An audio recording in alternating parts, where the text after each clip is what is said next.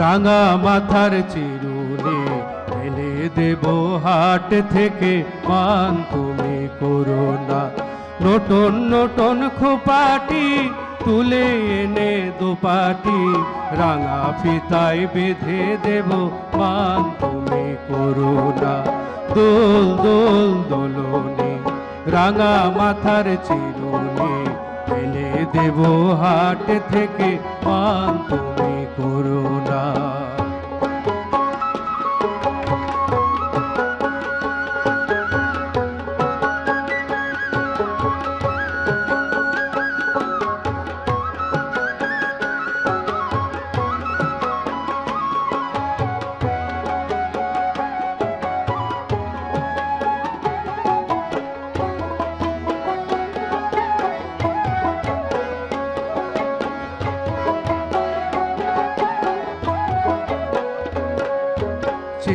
দেখো ডালিম ফুলে ওই জমেছে মৌ, বউ কথা কও ডাকছে পাখি কয় না কথা বউ।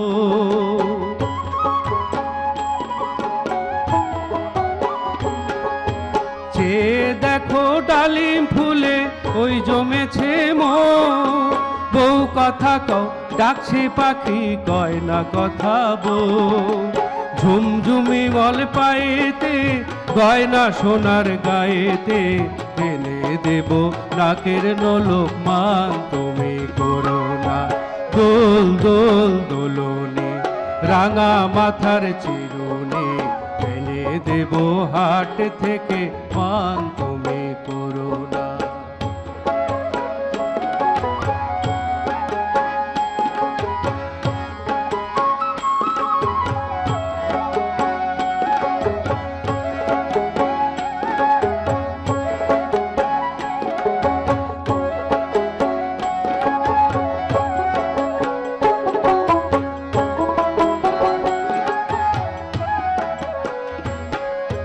চাঁদের সাথে নিত্য রাতে তারাই কথা কয়, আপন জনা পর হইলে তাও কি প্রাণে সয়।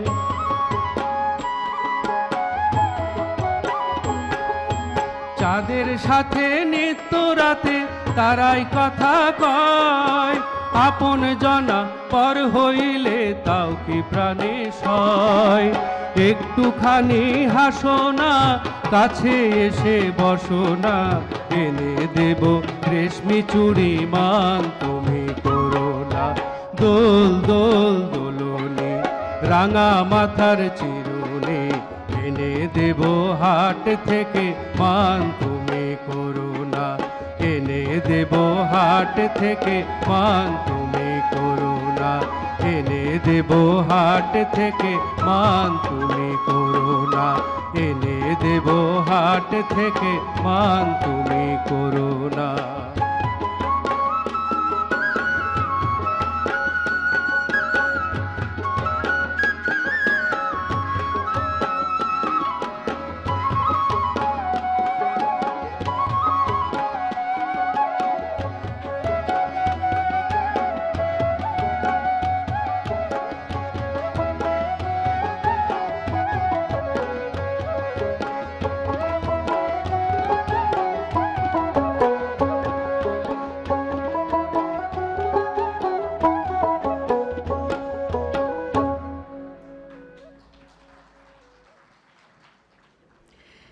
Ladies and gentlemen, distinguished guests, respected panelists, and investors from around the globe, good morning and welcome to the Apparel and Textile session of the Bangladesh Investment Summit 2025, co-organized by the BGMEA, Bangladesh Garment Manufacturers and Exporters Association, and HSBC in partnership with BIDA, Bangladesh Investment Development Authority.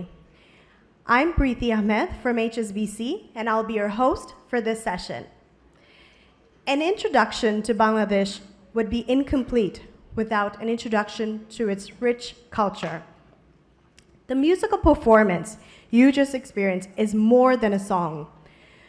Dol Dol Doluni is the soulful journey through the rhythm, emotion, and heart of our land. This timeless folk classic was written and composed by the legendary Abdul Latif, whose words and melody beautifully captures the essence of our cultural heritage. Abdul Latif is also the composer of the very famous song Amar Bhayer Rokte Rangano. Dol Dol Doloni, the song, was originally performed by none other than Abdul Halim, a voice that is synonymous to the spirit of Bangladesh. His heartfelt rendition still resonates deeply with us today.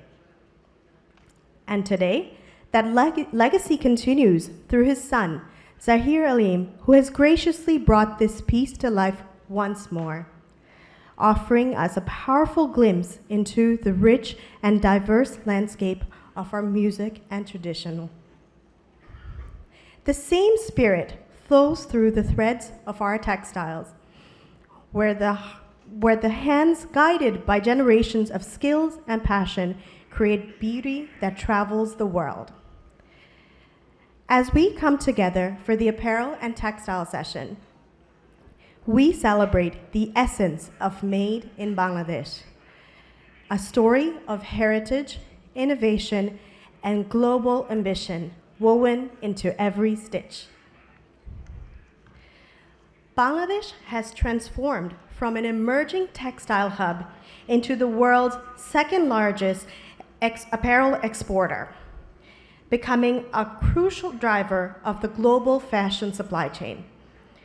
Today, through this session, we'll explore some of the key topics in this sector, including sustainability initiatives, technological innovation, and strategic infrastructure development, which are shaping the future of this vital sector for Bangladesh.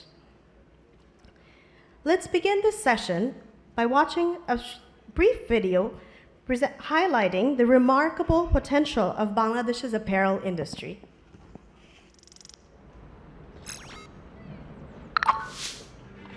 Welcome to Bangladesh. This is a story about progress. This is a story about change. This is a story about people. This is the story of how a country in a strategic location became a clothing and textile powerhouse. With exports hitting $38 billion in 2024 and projected to continue to rise.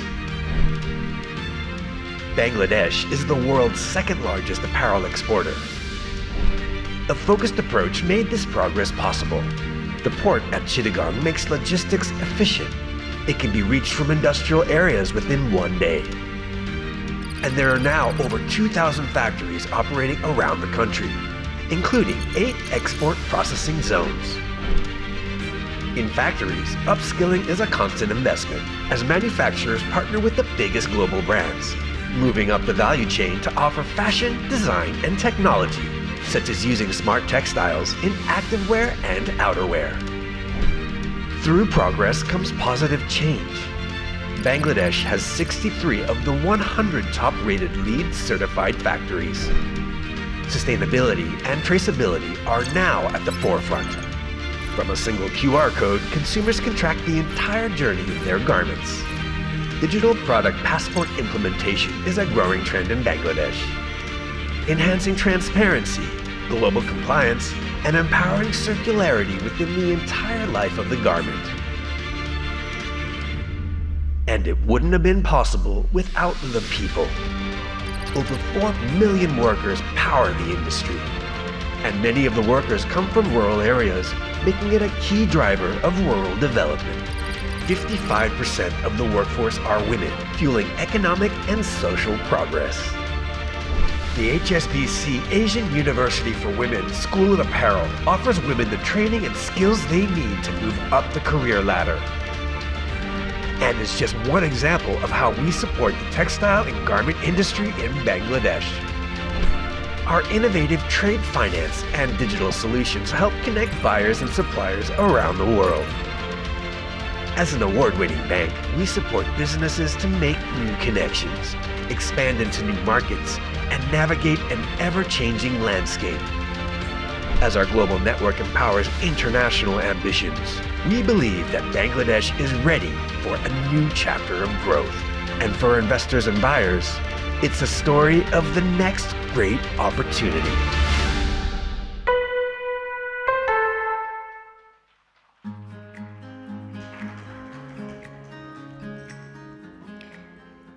HSBC opened its first office in Bangladesh back in 1996, when the country's apparel industry consisted of approximately $2 billion USD in total exports.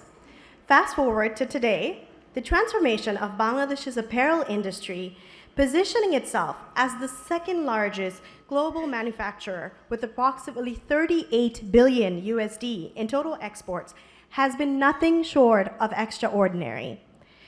And today, HSBC stands as a proud partner to play an instrumental role in the country's remarkable growth story as the leading trade and FDI handling bank of Bangladesh.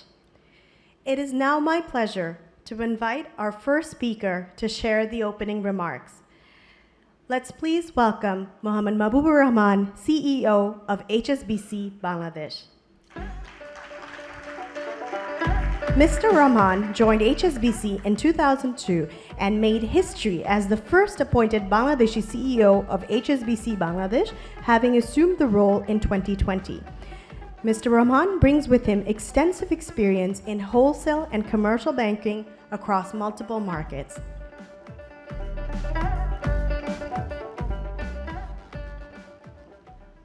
Shubho Shakal. Good morning, Assalamu alaikum. Mr. Lutfi Siddiqui, Special Envoy on International Affairs to Honorable Chief Advisor. BGMEA Administrator, Mr. Anwar Hussain. I see also Honorable Chairman, Chittagong Port Authority. Many familiar faces, and of course, our fellow Bangladeshi, Mr. Kiak Sang. Of course, I can say that from yesterday. Mr. Ranju Mahatani, very long-standing friend, not only to HSBC, not only to me, but also to Bangladesh, because his journey towards Bangladesh is also tantamount to the development of this industry in this country. You flew down all the way from Hong Kong for a day. We appreciate that one. Likewise, many other distinguished industry leaders. You know, in our tradition, and I spoke a few days back in one of the things when Inditex Global CEO came in, we mentioned about Eid Punur Miloni. We have a tradition of reunion, Eid reunion, after the Eid celebrations with our near and dear ones, and also the stakeholders. What BIDA brought through immediately after the Eid holidays is kind of something that reminded me of Eid Punur Miloni in Bangladesh, but with participation of many international stakeholders, well-wishers. So this is definitely a very befitting moment for us to highlight our success and also ambitions for the future. This session is about textile and apparel. And if we put our feet into the shoes of the end consumer, we are dealing with fashion, we are dealing with style. This is something very dynamic. And of course, the segmentation that we see, whether it's kids fashion, whether it's young fashions, the very mood board of the fashion is so dynamic and so changing over the period of time, over the period of the age groups. And today's world is a digital world with influential marketing or influencers marketing coming in. That puts us in a juncture of being very agile, very responsive. So on a lighter note, I just want to show my picture. So this was like my parent thought this is a style statement for their kid. Short tie, bit of a striped fabric, and I remember my mom said that this was flannel fabric those days. I'm going to be 56 this year, so I was born in 69. On the very first birthday, and I got hold of my picture of my first birthday, which was 26/7/1970. So my parent had got like probably a bit of a religious angle of Shada Pajama Punjabi. Well, that's a round neck. In today's world, I see that I think the thematics of this fashion is kind of a timeless in this part of the world. But I see that high neck and the Punjabi actually has become quite a bit of an industry in Bangladesh. And in front of me, our fashionable envoy, Mr. Lutfi Siddiqui. Did you guys notice his outfit yesterday? I did. Here we go. The Punjabi, but in a different form and shape. And of course, a very nice embroidery in front. So back in 70, Shada Pajami, white Punjabi and white pajama, as now in this time, in the current time, looks very fashionable. It still looks very mod, but in a very different form and shape. And let alone our BGME administrator, some of the public photos that we got, is still this pajama Punjabi. So the point I'm trying to make is that it's very changing, it's very dynamic, and of course, we as a manufacturer need to be very, very agile, very responsive, and also to cater to the people who takes style and fashion to express their identity, to express their lifestyle and also personality. So we're dealing with fashion, we're dealing with the style, and we have to be very progressive, we have to be very agile. Now, yesterday, of course, the makers of Jara was presented on the stage and he spoke. So I was Googling their annual reports and he was talking about 3 values. Is caution, ambition, and also I think the adaptations. So apart from that one, I think what we also got hold of is that we are very proud of the legacy that we have received. We have to be very demanding of the present and also extremely thrilled or excited about the future. I wonder, or rather I don't wonder about how Bangladesh has become the second largest exporter of the world, because we have deep-rooted history of weaving. Whether it's impeccable design and the hand-spun yarn of muslin, or is the artistry of Naqshi Katha, or the very, very nice motif of Jamdani. This actually sets the context of the legacy that we have. We have century-old legacy to be proud of, and no wonder that we became the second largest exporter of the world when it comes to the apparel and clothing. But every success comes with some responsibility and also requires a reality check. And when it comes to the reality check, I see in a way, and I'm sure that we look forward to hear from the speakers in this session, that I see that currently the things that we go through is the cost of doing business is growing high, whether it's because of the borrowing cost and the interest rate, or is because of the capital structure that we have in this country, especially when it comes to the family run companies. We see the liquidity is tight, the cash flow is tight, and the risk management has become all the more important for us to run this industry. So this will also require the next spur of the growth that we need.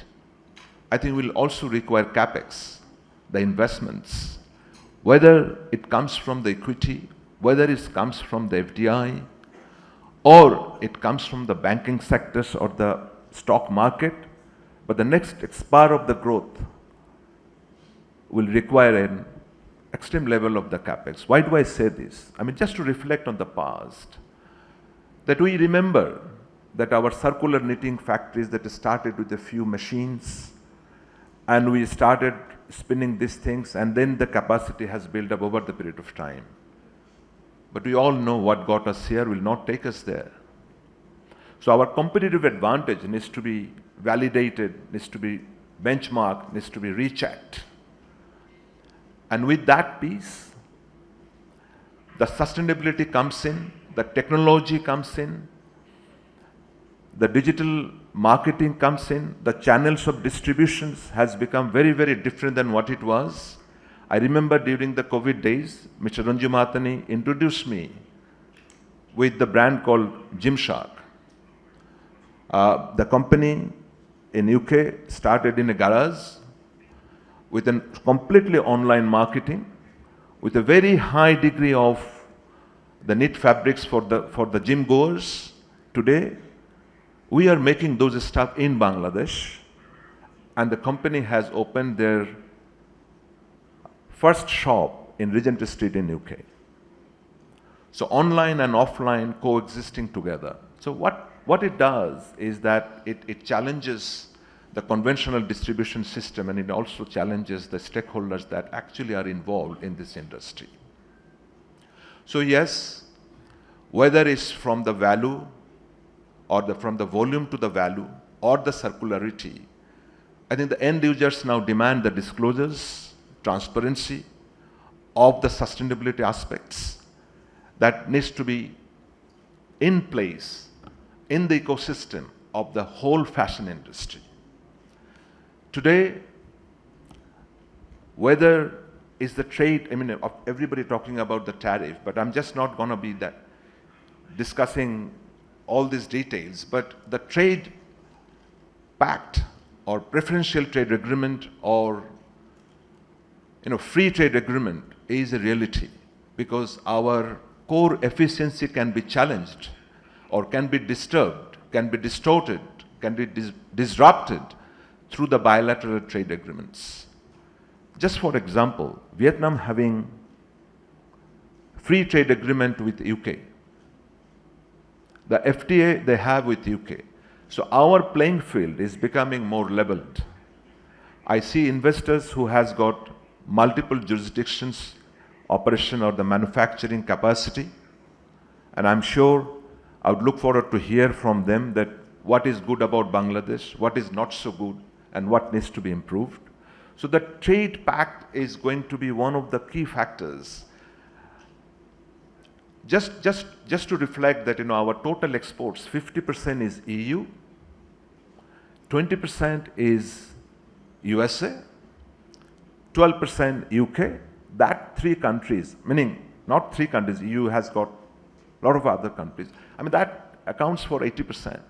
So market shift is happening, and we have to explore new markets. So 20% of our exports today is non-EU, non-US. So we really need to go granular. Then where are the markets opening up? Whether it's China itself, I mean, our geographical proximity to the two large economy, whether it's India, China, and ASEAN, we just need to see that how the market shift and the new collaboration can happen. the mosaic of the supply chain tells me that a jeans for a Japanese brand Uniqlo made in Bangladesh to be sold in Shanghai, their store. And that's the mosaic of the supply chain that we are currently facing today. So trade, product diversification, we see that Bangladesh is thriving on the cotton. But what's the industry trend? If I can ask that one slide, the last slides could be, just see that, what's the world's productions, and at this moment is 70% plus is man-made fiber, and the rest is cotton. And we are doing just the opposite. Our 70% is cotton, 30% is man-made. So what's the opportunity? How the fashion trend is, whether is Nike making a Clima Cool, is not going to be using the cotton. They will be using the synthetics. So what does it take for us to attract Indorama? I'm just giving a name of synthetic manufacturer in Indonesia to come to Bangladesh, because we are making stuff and we are making garments. So how the overall supply chain will evolve in the future, as I said, that what got us here will not take us there.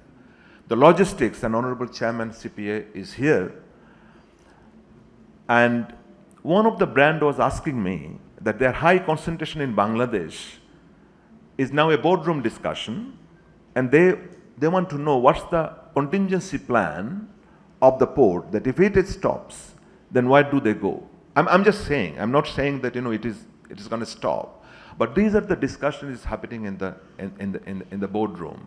So we got to reflect that piece. I will end there because I'm not an expert, but I'm throwing these questions to the audience, that how this circularity, sustainability, trade impacts, as well as the logistics, including the supply chain ecosystem, will evolve, what will again refresh the competitive advantage of Bangladesh. And that is going to be dynamic, fast-paced. Is it going to be easy? No, it's not going to be easy. And I always quote one of my dean's quotation, that challenges ahead of you are never greater than the forces behind you. Today's congregation makes us optimistic. HSBC, as an international bank, the country's leading trade bank, would like to be one of the forces behind it. And we are so privileged to have a participation opportunity for organizing this event with BGMEA, with BIDA, and we'd like to build on, and our commitment is there. Thanks once again for coming here. Like you, I'm also looking forward to the speakers of today's session. Enjoy the rest of the session, and thanks once again for coming. Thank you.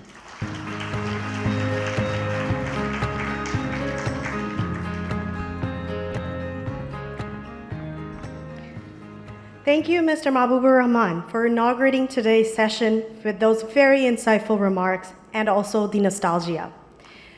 Let's now watch another brief video on Youngwon Corporation, one of the leading manufacturers in Bangladesh's textile industry.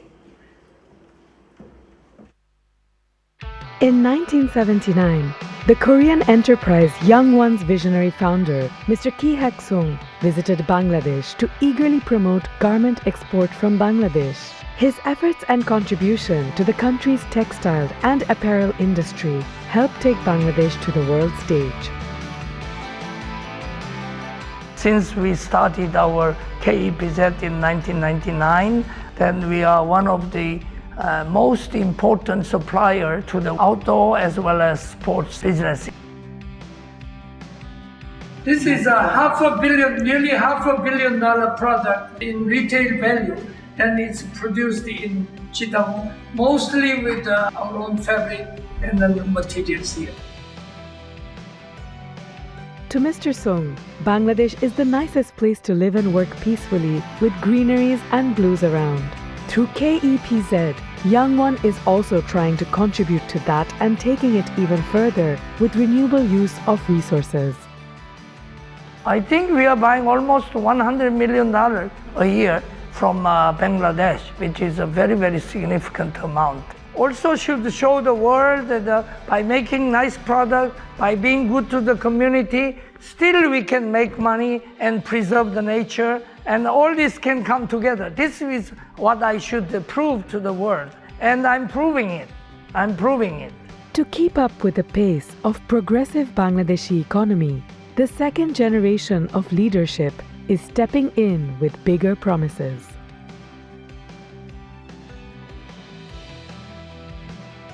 Bangladesh continues to be a very important operation base for Youngwon. With the continued development of the country and government support for foreign direct investment, Youngwon's investment and expansion in Bangladesh will continue beyond our own sector. A business community, government, enterprises here focus more developing and then improving their infrastructures in many different ways. Then Bangladesh will truly become an outstanding investment destination. Striding into a future of boundless opportunities in Bangladesh, HSBC is proud to have been a part of this incredible journey and will continue to open up a world of opportunity for the nation and our multinational partners.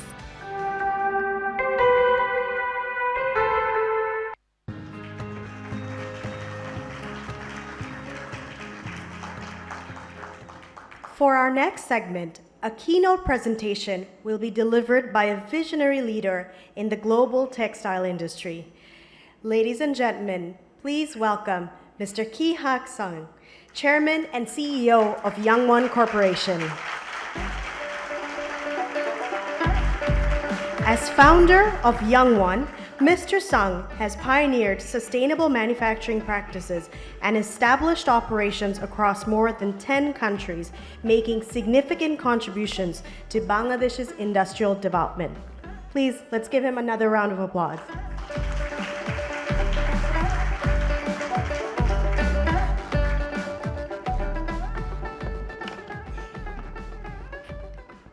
Assalamu alaikum. Very good morning. Mr. Lufti Siddiq, he has been continuously supportive of all improvement of all these regimes of business, as far as I know, and he has been very, very diligently attending these seminars even, and then I was not expecting, but he is here. Thank you very much.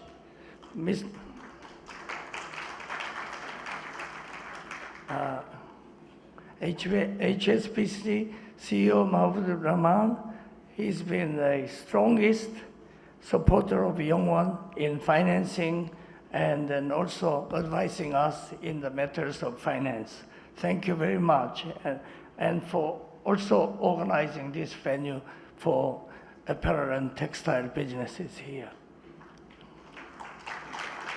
I'm also delighted to find Mr. Anwar Hussain, who is administrator for BGMEA. BGMEA is a very, very important component of our apparel and textile operations and export. Thank you very much for co-hosting this venue, this seminar here. And again, I was delighted to find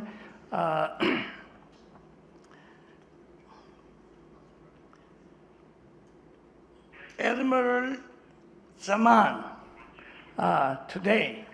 And then I never met him, but I find he's striving to improve his operation so that our speed to market, which is very, very, very, very important for the survival of our business. I got his promise that he will do much better so that any port problem, customs problem may not be the main issue of this country's business. Thank you. Thank you. You know, I have a very, very poor eyesight, and then my people have prepared a long draft that I hardly can read. So please excuse us. I will try to read, but if I cannot read, I will do some other, comments here. At the onset, that I was really impressed with the presentation that Mr. Mahabub Rahman has made here, that I have never really had good statistics of cotton and man-made fiber mixes. Global textile business, fiber business, dominant fiber is polyester. It takes about 70% actually. And then why? It's cheaper and has varieties of functions, and then it mixes with other fabrics very well, including cotton. Cotton is next one, and then there is other fibers like wool or acrylic or nylon, but they are less important for mass consumption.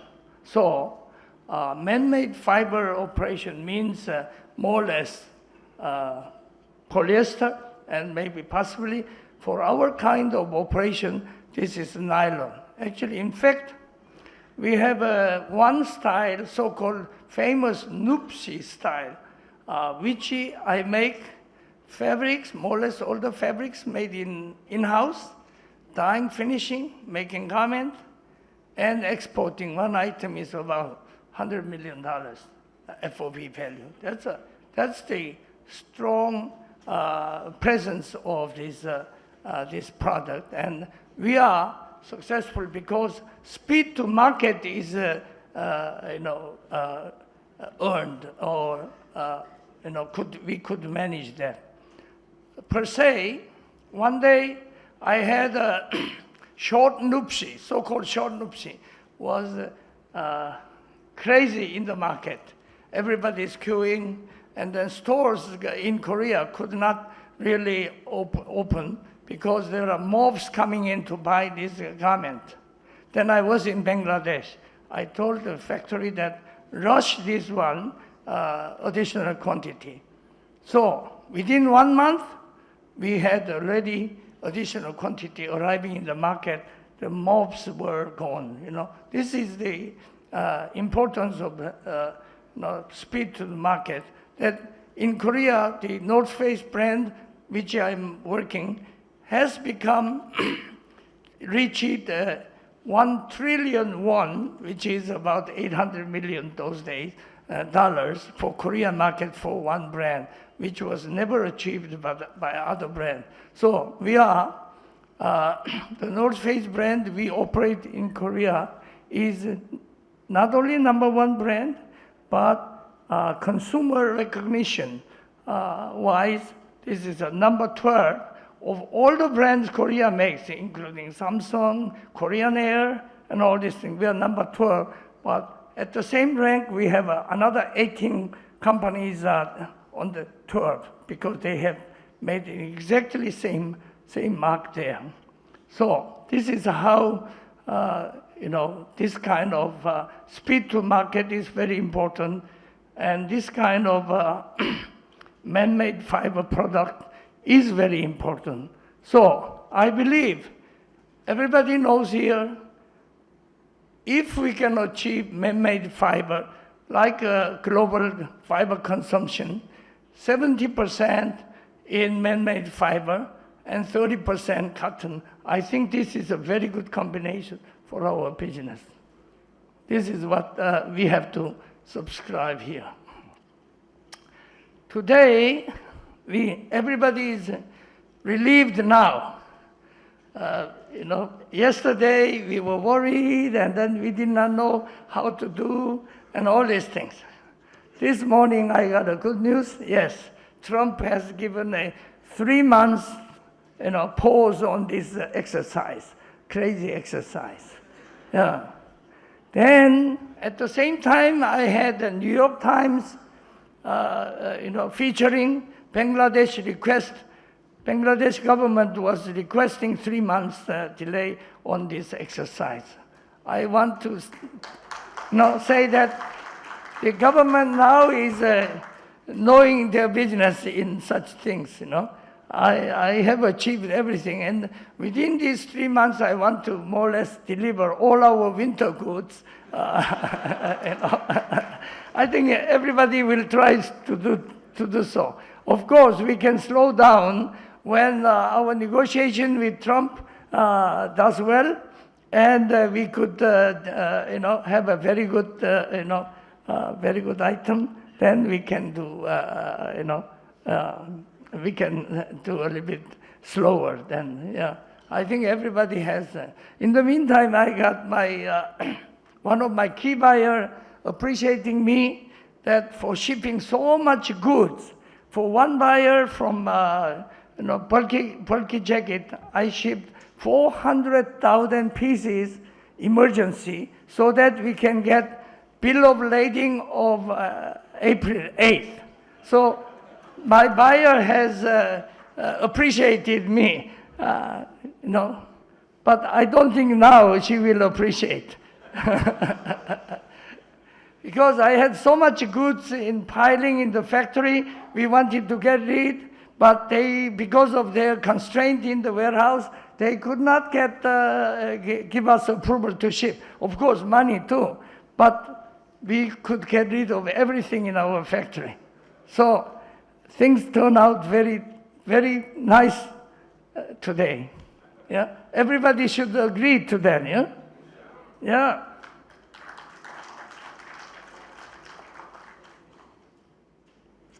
There are many blah blah here that, somebody wrote here 1979. Yes, that's correct, because company was established in 1979, and we started exporting our clothing to Swedish market from May of 1980.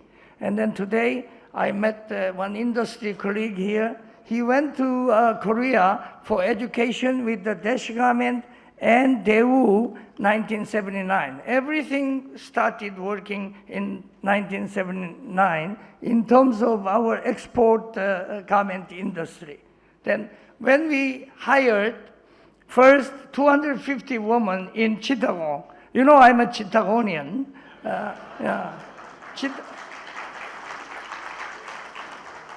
Those days I hardly came to Dhaka other than transit here. But in Chittagong, there was first woman, so many women is one place. So we had a big difficulty of managing the traffic in front of our factory. Well, what is the Chittagong's main street? Agrabad area there. Now, what happened was, the women did not move without escort. Their brother, father, they would come escort them. And then there were so many men around.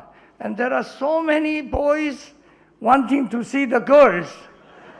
They crowded, so whenever they come in and go out, cannot imagine. It was like the traffic jam of today here was there. It was very interesting. We should say that we were virtually first employer of women in the country, because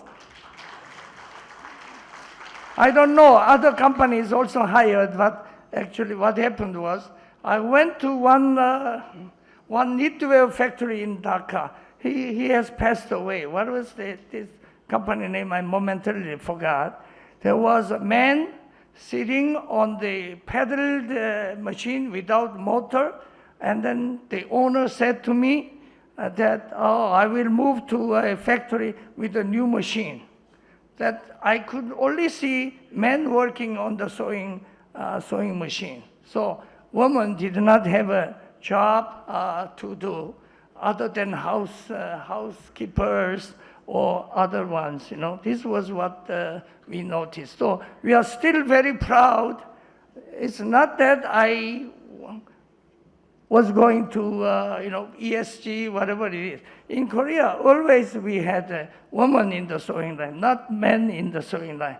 We just did it as it was in Korea. Then, what was different in Korea and here? Somebody those days, I hired a few, MBAs, those early days. One of them is Shaheen here, Shaheenul Rahman, Shaheen. He is our key, head of our operation in the country. That people say, oh, you need to motivate the workers. I did not know what was motivation of the workers. Because in Korean factories, we don't need to motivate, because anyway they're working very hard. That was a Korean culture. You know why? They wanted to work overtime to earn more money. So when you are not working very hard, then they will not give you overtime. So these workers have to work very, very hard to show that I'm a good worker. So please don't exclude me from the overtime work. That was what was in Korea. Now, still in the country, they like overtime as far as these law regulations or buyer's acceptance is there. Yes, we have to make a little bit more money to really pay for the rent, pay for the food, and all these things. Yeah. Today, while I'm coming, what do we need? Already you know all of these items. So I have written, I should say that this is a man-made fiber. We need to really more self-sufficient of man-made fiber product. That is number one for this composition of our product. That has a chance to make a high-end goods. Cotton goods, yes, you can make high-end goods, but that cotton goods were defeated in competition with polyester and nylon and other items. So we need to have a more man-made fiber mixed to cotton. I think this is Bangladesh is a good future in textiles and apparel business. That is one thing. Again, I said already that speed to market is very, very, very important. What is different from Vietnam and Korea? No, Vietnam and Bangladesh, it's Vietnam has for US market have about 3 weeks, at least 3 weeks advantage. 3 weeks in this fashion industry is very, very critical.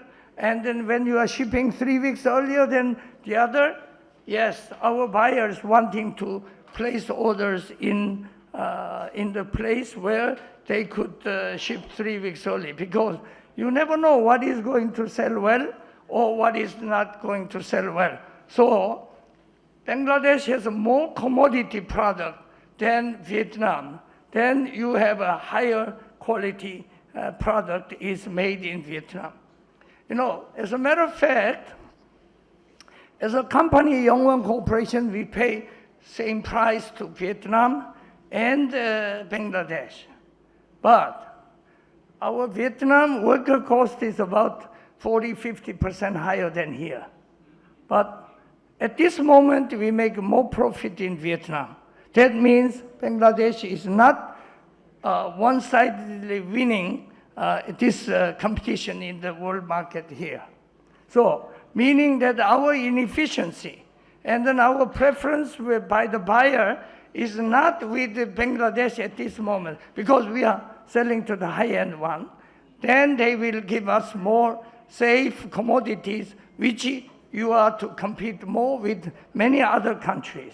That is our big problem. So it is so very critical. We need to have everybody keep in mind, rush, rush, rush. And especially as chairman here, and then I hope that customs representative is here. These two combined, I think they can give at least 1 week to 10 days advantage here. Then half of our delays because of a geographical relay one can be overcome. That will give you a lot more business, a lot early business here. So I don't have to sell from my Vietnam factory. Anyway, our buyers are queuing. I have a hard time selling from Bangladesh because I have to beg for business. This is a situation. So when we improve in this respect, 10 days, we would be able to make, half of these hurdles are already overcome. But whatever I'm talking here can be a little bit, outdated. When I came here, there are lots of reform and improvement things are being practiced here. So some of the demand I have been making was already being implemented. Of course, there are administrative work we have to do, but this administrative work must be reformed, and not only reformed, most of them can be eliminated only to give advantage to the country's export and then advantage for the welfare of the people living in the country. That's what I wanted to say. Another thing we need to say out here is de-skilling. De-skilling. Sewing is most difficult work you have, but today's technology, machines, you can make a lot of de-skilling. So my factory has about 30% of our production is more automated machine. Next 2 years, I have given my people another 20%. Should be more mechanized or de-skilled, automated. These ones should come to compete in the market there. This is because there are shortage of workers. Nowhere in the world there is abundant supply of workers. If you have a supply of workers here, they are either ignorant or illiterate or not good workers, but real workers, there are shortages. So any workers' cost is on top of your monthly pay. You have 2 times, 3 times cost to the company. So we need to make a de-skilling as well as, there's all kind of effort to do this is. This is very important, de-skilling. And then altogether, de-skilling and automation and all these things together, I think we need to do more digitalization so that everything is known already online. For instance, in Korean market, I go to bed 10:10. 10:10. 10:10 means 10 o'clock, 10 minutes after 10 o'clock. Because 10:08, I have an information of days sales. I know how much we sold, how much we did compared to last year, and what product was sold. That was last week. All this digitized information comes to me. I go through, and then I go to bed. This is my daily life. This is a very, very important digitalization. Also, all my operation in Korea, that is based on RFID. So all my product coming from here for our own Korean sales has RFID. So we have a shortage, unloading time. 1 container of goods can be unloaded already on the conveyor. Only 30 minutes it takes. So these kind of things, we are reacting to market much quicker than our competition. It applies to everybody over here. So these are the things we, as a garment maker, textile maker, we need to really do. Of course, quality is there. Quality, I think I don't have to mention more about here. So these are the things we need. And then I have been emphasizing that we need a huge bonded warehouse so that you don't have to open LC everywhere and anywhere. This one is, the other day I mentioned in another meeting that one of my fellow Korean supplier, they are supplier to me too. big industry. They have a 300 client here, 300. They have a production in Vietnam. Some years ago, I was appealing to them, let's make it that less done in Bangladesh, but the gentleman has refused my proposal. They are shipping, this is one of the bigger market, they are shipping from Vietnam, and they have to open LC for all 300 companies, small things. This is impossible to handle. I think also even different type of cotton. I'm giving some cotton orders to these people in Chittagong, dyeing mill, knitting mill. Then they are delayed because they have to bring yarns from India, takes so much time and all these things. So this is very difficult. To be successful, we must have a big bonded warehouse, keeping all these regular materials, and in very short notice, we should be able to ship to your factory on local credit arrangement, whatever it is. I think this should be improving our business a lot. This is what I wanted to discuss with you. So, of course, I have a lot more written down here, but I can also make it available to our authorities or administrations, fellow, so that we really can do a lot better. So, again, we are claiming that we are number 2 textile exporters of the world. We are very, very close. Vietnam exported last year 44 billion clothing and textiles. I cannot identify how much textiles they have sold.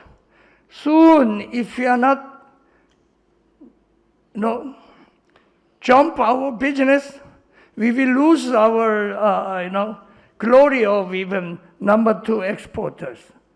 I think by now we are challenged, or I don't know, by now we have been, set behind as a number 3. We want to really become, in future, number 1 export countries here. Well, this is our dream. So I'm urging government agencies, I told the chairman port, Chittagong port, I did not come here to respect, observe, your rules and the regulations, sometimes which is very ambiguous. Somebody makes a decision, that decision. So, some rules you have to eliminate if this is not helpful for business. But, of course, we are respectful of law, and law and, we want to have a rule of law here, which is now being resumed.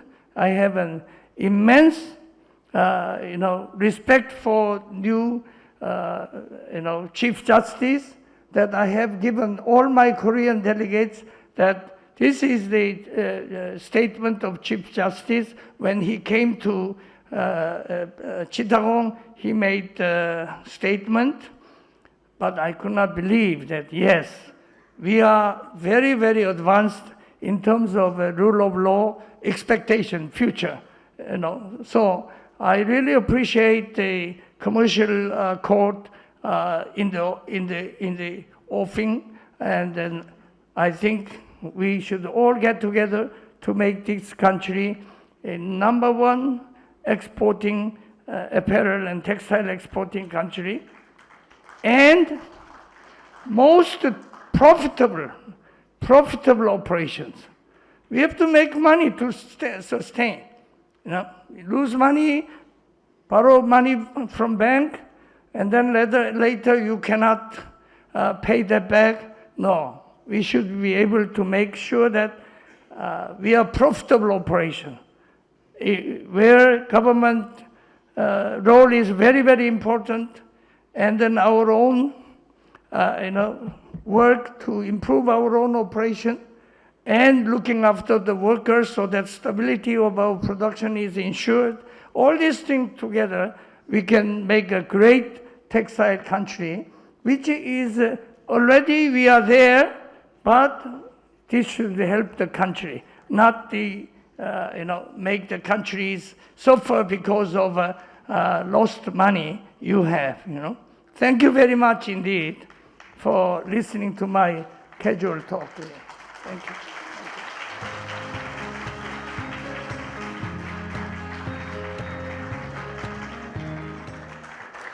Thank you, Mr. Sung, for that comprehensive presentation of Bangladesh's position in the global investment landscape.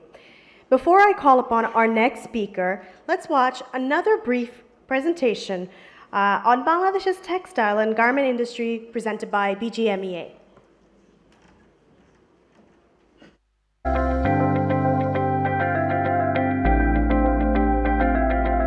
Bangladesh, a country that has astonished the world by bringing immense socio-economic change, empowering people, building mega structures. In over 4 decades, Bangladesh's ready-made garments (RMG) industry has become the single biggest export earner, accounting for 84% of the total export earnings. It has grown from a modest $12,000 to an impressive $80 billion, contributing significantly to the nation's economic growth and prosperity.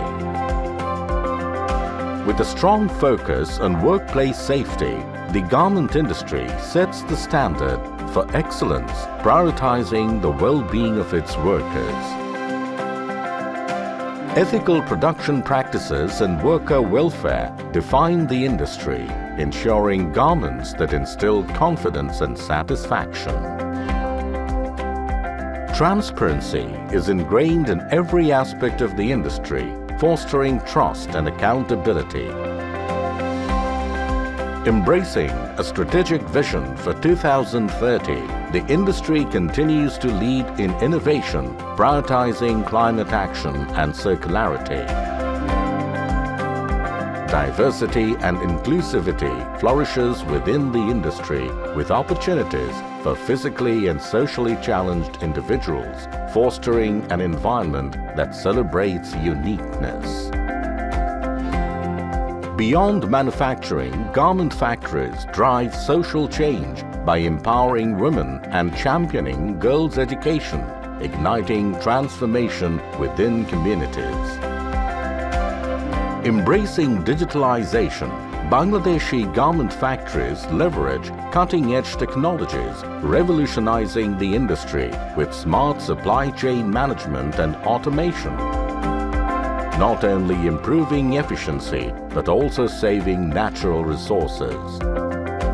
The new generation factories are equipped with daylight simulation, rainwater harvesting, thermal control, and so on. Bangladesh is the home of highest number of LEED certified factories. Over the decades, Bangladesh has earned its reputation as a trusted and reliable sourcing destination, renowned for its commitment to excellence and quality. Be a part of this remarkable transformation where responsibility, transparency, sustainability, and social impact converge.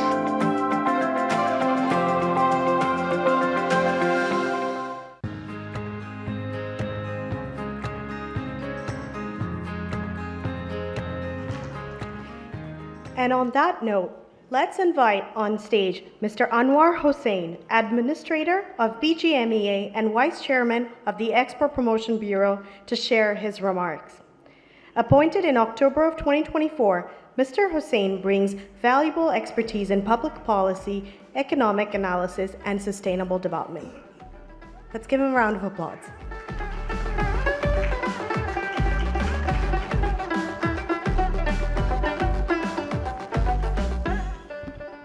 Assalamu alaikum.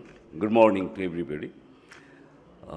Distinguished guests, dignitaries, ladies and gentlemen, our friends from our industry leaders, Mr. Kik Sang, and foreign investors from abroad. I mean, I'm really impressed with the note our industry leader, Mr. Kik Sang, highlighted. Out of his experience, out of his wisdom, we are truly enlightened, and we would like to work on his suggestions. I have an opportunity to have a meeting after that session. I'm sure I will have more information on his suggestions, and we will work on it. And as being a career civil servant, I have little advantage over this industry because I have different lens. I can see how government can actually involve and help this industry to grow, and not only as a growth moment, also it's grow with sustainably, with responsibly, and make it this industry first or the most important leader in the global frontier. So I have a written script. I'm just quickly touching some points. Let me begin with the clear message that Bangladesh is back in business. Despite a lot of challenges over the last few months, the interim government has shown a strong commitment to driving economic reforms. By working closely with all stakeholders, it is helping to restore our stability, strengthen our institutions, and unlock Bangladesh's long-term potentials. This growth in exports, especially in RMG, is clear proof of that progress. Distinguished guests, we are living in a fast-changing world. Geopolitical tensions, climate change, and new regulations all are reshaping our business and industry.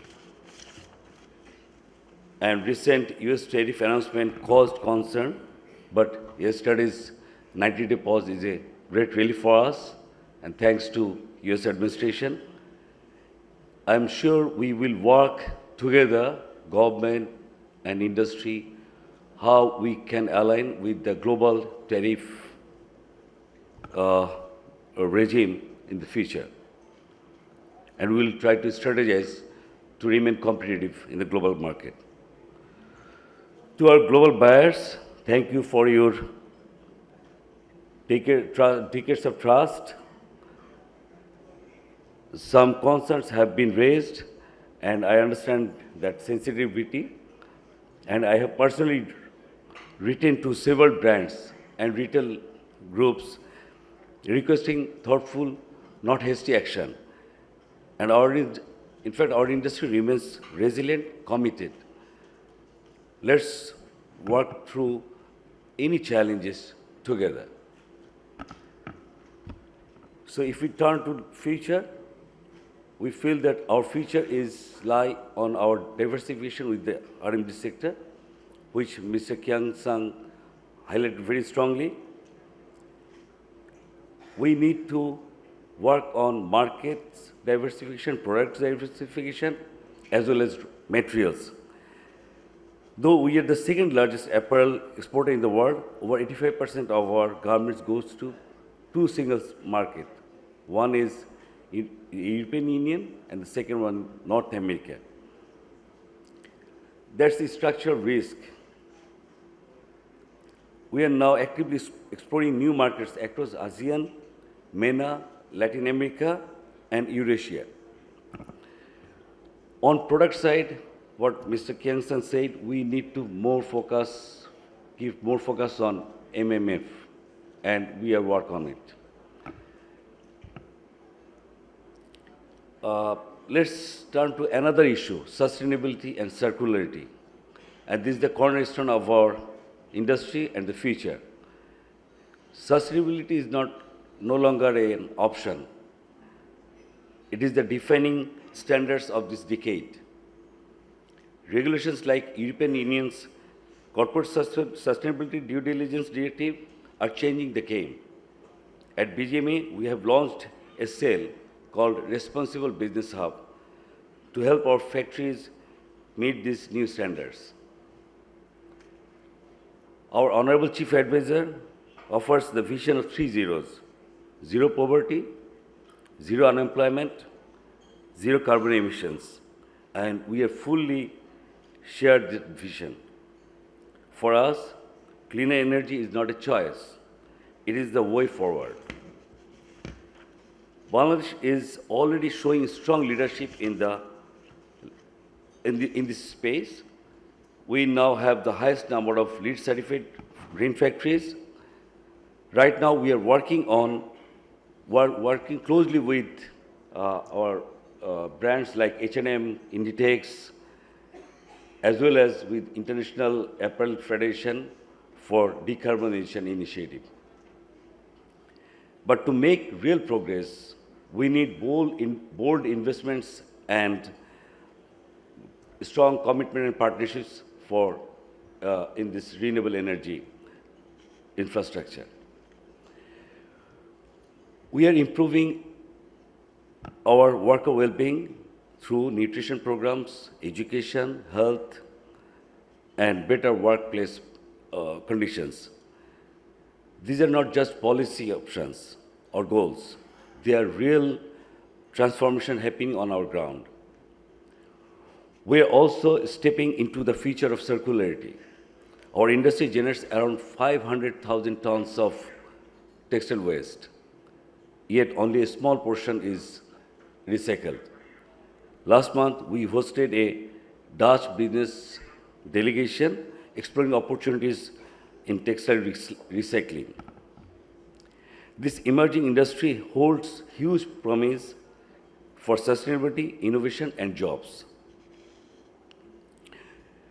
Dear friends, Bangladesh is a country of resilience, powered by its youth and driven by hope. As we look to the future, it is time to build new models of collaborations between government and business, collaborations between producers, buyers and sellers, collaboration between innovators, local innovators, and global investors. Finally, I thank HSBC for partnering with BGMEA for this event, and I personally thank my friend Mahbub for for his personal touch and contextualizing culture and heritage in the business, and it's really inspiring. I thank you all. Have a nice day.